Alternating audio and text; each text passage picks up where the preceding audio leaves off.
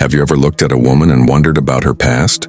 Not out of jealousy, but simply trying to understand who she really is behind that smile, that laughter, and that charm? What if I told you there are subtle signs, hidden signs, that reveal if she's had a lot of partners before you, and that these truths could shape how you approach love, trust, and relationships? Before we dive deep, let me ask you this. Do you believe a person's past defines them? Or do you think the present matters more? Hold that thought, because by the end of this video, you'll see the truth with a clarity you've never had before. Now, before we get into it, if you're new here, make sure you subscribe to the channel and hit that like button. And please don't just click away halfway, watch until the end, because the insights you'll hear today could save your love life, protect your heart, and give you the confidence to see relationships with eyes wide open. The Stoic philosopher Marcus Aurelius once said, "If someone is mistaken, instruct them kindly and show them their error. But if you cannot, blame yourself or not at all." In other words, when you discover truths about people, don't use them for judgment but for understanding. And that's exactly what we're going to do today. We'll uncover the 7 hidden signs a woman has slept with many men, not to shame, but to understand, to protect yourself, and to know what direction you truly want to take. Her relationship with intimacy feels casual. Do you remember your very first kiss? Close your eyes for a moment and think back, not just to the kiss itself, but to everything around it. The way your heart was racing, the nervous laughter, the electricity in the air. Do you remember how much weight it carried? How meaningful it felt? Almost like the entire world paused in that instant. That's the thing about first times. They're sacred. They're carved into memory. For most people, intimacy isn't just physical, it's emotional, even spiritual. It feels rare, special, something that leaves a permanent mark. Now imagine this. You meet a woman who doesn't seem to carry that same weight. When it comes to intimacy, she treats closeness not as something profound, but as something casual, almost routine. That spark, the one you felt so strongly in your first kiss, doesn't seem to be there for her.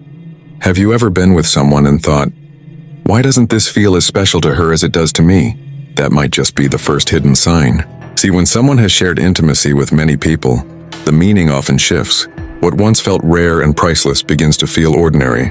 Marcus Aurelius once said, "The soul becomes dyed with the color of its thoughts." In the same way, our experiences shape how we see the world.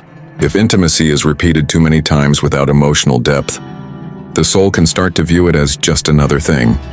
Think of it like this. Imagine your favorite song. The first time you heard it, it gave you goosebumps. You played it on repeat, feeling every lyric. But after hearing it 100 times, does it feel the same? For many people, intimacy works the same way. Overexposure removes the magic. Now let me ask you again, do you remember that one person who made intimacy feel rare and extraordinary? Maybe you still think of them. That's because the rarity made it unforgettable. So when you notice a woman who seems unfazed by closeness, who doesn't see it as a big deal, who doesn't hesitate, who moves from moment to moment without depth, it could be a hidden reflection of her past experiences. But here's the important part. This isn't about judging her. This is about understanding. Marcus Aurelius taught us never to waste time blaming others, but to seek clarity and truth. If intimacy feels casual to her and sacred to you, then you must ask yourself, are your values aligned? Because love without aligned values often leads to heartbreak. So before you give your heart fully, pause and reflect. Is she treating your connection as unique and meaningful, or does it feel like a routine she's walked through many times before? The answer to that question could change everything about your relationship. 2. She speaks about past relationships too lightly. Have you ever loved someone so deeply that even after years, you still remember the smallest details? Maybe the way she laughed when you cracked a silly joke, or how she held your hand when you were going through a storm in life. Doesn't it stay with you? It's because real love, deep love, doesn't just vanish, it leaves an imprint on the soul. Now picture this. You're sitting with a woman you really like. The conversation drifts into the past, and she casually starts talking about her exes. Not one, not two, but several. And the way she speaks about them, it's light, almost like mentioning an old TV show she once watched and forgot about. No depth, no emotion, no pause. Just names, short stories, and then a shrug like it was nothing. Does that sound familiar? Here's the thing. When someone has had only a few relationships, those connections carry weight. They shaped them. They hurt them. They taught them something profound. So when they speak about the past, There's often a sense of respect even if it ended badly. But when someone speaks of past relationships too lightly, as if they were quick stops on a long journey, it could be a sign she's had many. Marcus Aurelius once said, "You could leave life right now. Let that determine what you do, say, and think." In other words, life and the people in it should not be taken lightly. They are part of your story, your growth, your journey. If she doesn't treat past relationships with seriousness, it reveals something deeper about how she views intimacy and love. Let me tell you a story. I once knew a man, let's call him Daniel. Daniel fell deeply in love with a woman who was charming, beautiful, and fun. But every time she spoke about her past, it was always so casual. "Oh yeah, I dated him for a few months, then moved on." Or, "Yeah, we hooked up, but it didn't mean anything." At first, Daniel ignored it. He told himself, "The past is the past, what matters is now." But over time, he realized something important. If all those men meant nothing to her, what would stop him from becoming just another story one day? That thought haunted him. And that's why you must pay attention. It's not about being insecure or jealous. It's about noticing how she treats her history. Because the past often reveals patterns. Ask yourself, when she talks about her exes, does she show respect? Does she acknowledge what she learned even if it was painful? Or does she brush them off like stepping stones she barely noticed? Marcus Aurelius believed that every experience shapes the soul. If someone treats experiences lightly, it may mean they never allowed themselves to go deep in the first place. And if she didn't go deep with them, will she go deep with you? That's the question only you can answer. 3. Her emotional bonding seems shallow. Have you ever been with someone who smiled with you, laughed with you, even kissed you? Yet deep inside you felt like something was missing, like there was a glass wall between you and her heart? You could touch her, but you couldn't reach her. That's what shallow emotional bonding feels like. Now, I want you to pause for a second and think of a time when you were truly connected to someone. Maybe it wasn't even romantic, maybe it was a friend or even a family member. Remember how it felt when they really saw you? When they understood your silence, when they supported you without you asking. That is deep bonding. It's rare. It's what makes a relationship unshakable. But here's the thing. When someone has been with many people, emotional depth often gets diluted. Think of it like pouring water into wine. The more you dilute it, the less flavor remains. If intimacy has been shared many times without depth, the emotional connection begins to fade into something shallow. So how do you notice it? You'll see it in the little things. She may enjoy your company, but when you talk about your struggles, she listens half-heartedly. She laughs at your jokes but doesn't care about your dreams. She hugs you, but it feels more like routine than comfort. It's as if she's there with you physically, but her soul is somewhere else. Marcus Aurelius once said, "A man's worth is no greater than the worth of his ambitions." In relationships, the worth of a bond is no greater than the depth of emotions shared. If someone cannot or will not open their heart fully, the connection will always feel incomplete. I knew a man once, we'll call him Adam. Adam was with a woman who was stunning, exciting, and fun to be around. On the outside, they looked like the perfect couple. But Adam confessed something strange. He felt lonely, even when she was lying right next to him. She laughed with him, kissed him. But when he opened up about his fears and dreams, she changed the subject or gave short replies. He realized she had mastered the art of being there without really being there. And that is what shallow bonding looks like. It's all surface, no depth. Now let me ask you, have you ever been in a relationship where you craved more? More attention, more understanding, more emotional presence? And did you notice how exhausting it was to give while not receiving the same in return? That's because real love is built on mutual depth. If you feel like you're pouring your heart out while she's giving you a half-filled cup, it's not alignment, it's a warning. Marcus Aurelius taught us to observe, not judge. So don't rush into labeling her. Just ask yourself, do I feel truly seen, truly valued, truly connected here? If the answer is no, then that's the sign. You're dealing with shallow emotional bonding. And shallow bonds, no matter how exciting in the beginning, rarely stand the test of time. For her friend circle reflects her choices. Have you ever noticed how much influence your friends have on your life? Think about your own circle for a moment.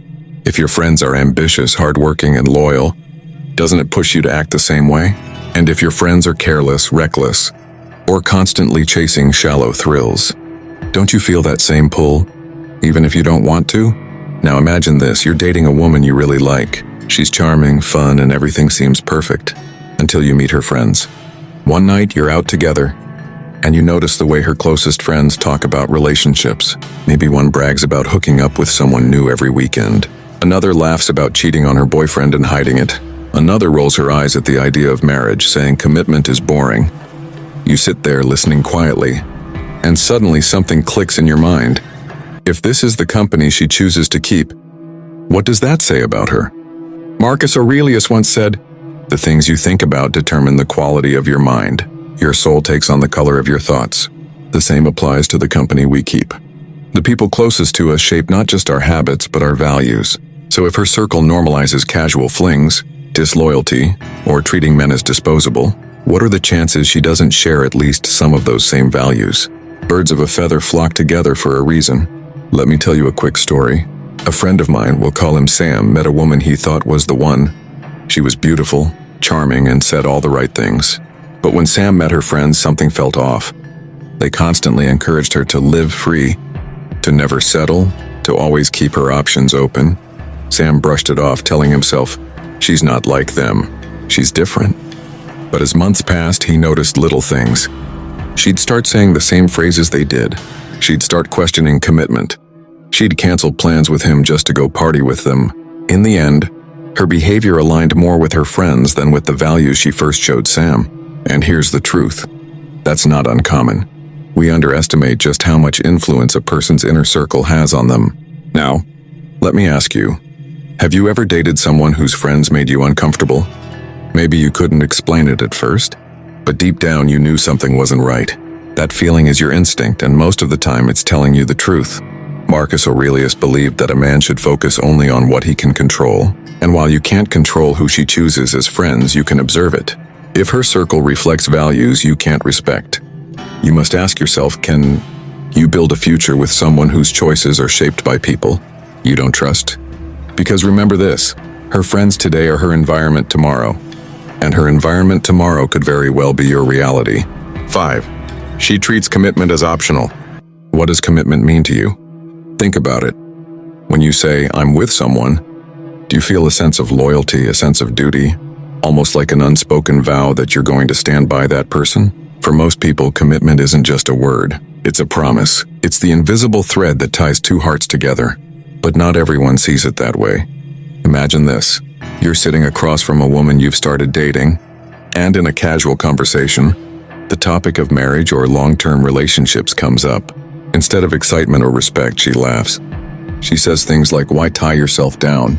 Or commitment is just a social construct. She might even tell stories of how she left a relationship the moment it stopped being fun. Now pause. What does that tell you? Marcus Aurelius once wrote, "Waste no more time arguing about what a good man should be. Be one." In relationships, the same applies.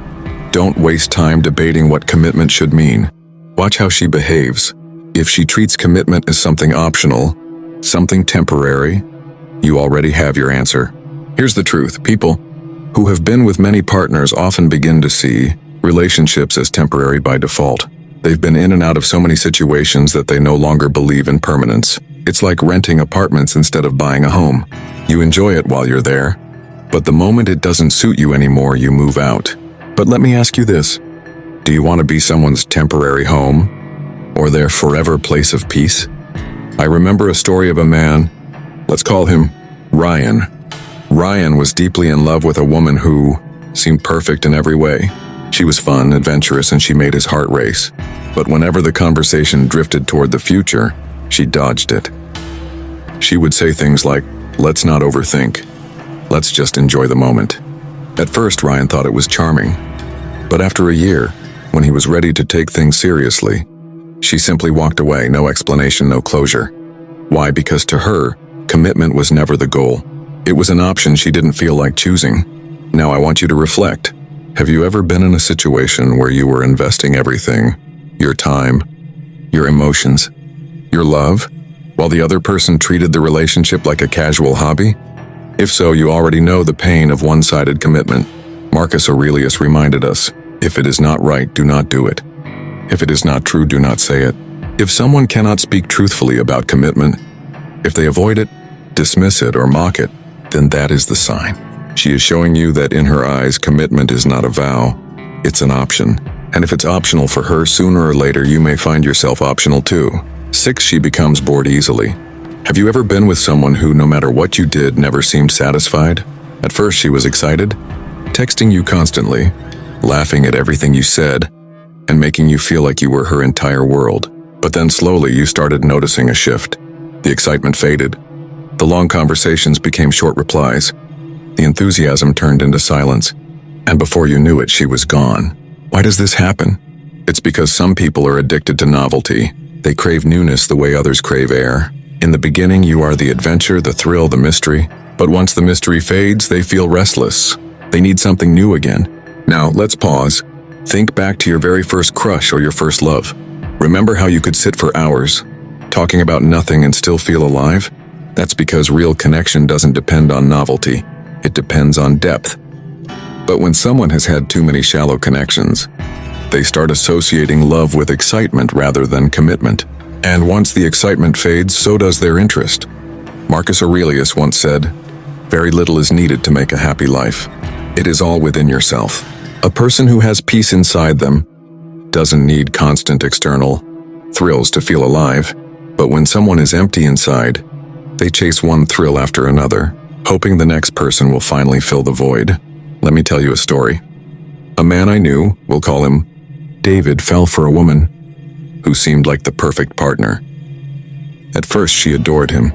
They traveled, they laughed, they stayed up all night talking. But after a few months, David noticed she started to complain. "Things feel too routine," she'd say. Or, "We don't do anything exciting anymore." David tried harder, planned dates, surprises, gifts. But nothing worked. Because it wasn't about him.